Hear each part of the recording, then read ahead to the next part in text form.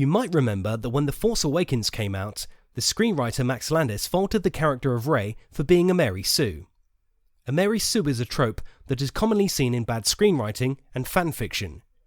It refers to a character who, with little to no explanation, is so awesome that he or she has unrealistic and overpowered abilities that are not supported by the movie's own backstory. That he or she is better than all of the established characters at the things that make them unique for no apparent reason, and so on. When Landis says that Rey was a Mary Sue, many women accused him of sexism. Recently, these women have been joined by Daisy Ridley herself, who said that the Mary Sue thing in itself is sexist because it's the name of a woman. Everyone was saying that Luke had the exact same capabilities, so for me, I was just confused. Is Ridley right about this? The Mary Sue trope does indeed carry the name of a woman, but there is nothing in the definition of a Mary Sue that necessitates that such a character would have to be female. If you switched Rey's gender in The Force Awakens, but kept everything else the same, the male Rey would also be a Mary Sue. The name itself is nothing to get hung up on. In fact, male Mary Sues are often referred to as Larry Stews or Gary Stews by screenwriters. That wouldn't happen if Mary Sues were always women. Ridley has a point that there is no reason that a gender-neutral screenwriting trope should be named after a woman. But, if you think about it, many terms and tropes in common parlance have somewhat misleading names. Feminism, for example, is quite the misleading name for a movement that seeks to do away with gender differences, but it carries this name for historical reasons. Similarly, the Mary Sue trope carries the name because the original piece of writing that criticised the trope happened to revolve around a female character. It's called a Mary Sue for historical reasons, not because only women can be Mary Sues.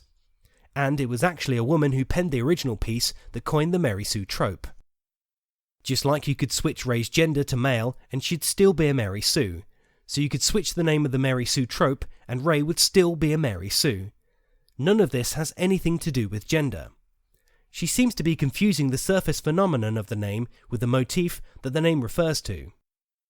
Then there is Ridley's claim that Luke Skywalker had the same capabilities as Rey, the implication being that in a world devoid of sexism, if Rey was a Mary Sue, Luke would then also be one. Ridley is right that Luke had many of the same capabilities as Rey, but she neglects to mention that Luke only had these capabilities by the third movie, and after having been trained by both Obi-Wan and Yoda. Rey demonstrates abilities on par with, or better than Luke's by the first movie, and without any training. So Ridley's leaving out some pretty important details when she says Rey is no more overpowered than Luke. Furthermore, recall that one of the features of a Mary Sue is that the character is better than all of the established characters at the things that make them unique for no apparent reason. For example, we never actually see Luke being better than Han at fixing or flying the Millennium Falcon, but that, and many other things, is just what we see with Rey, with no explanation given. Some people have said that maybe Anakin was a Mary Sue then, because Anakin also had many overpowered abilities that he hardly had to train to acquire. It would certainly be tempting to grant this point, so that we could have a clear example of a male Mary Sue in the franchise and lay the accusations of sexism to rest. But recall another point about Mary Sues. They have overpowered abilities that are not supposed to the movie's own backstory.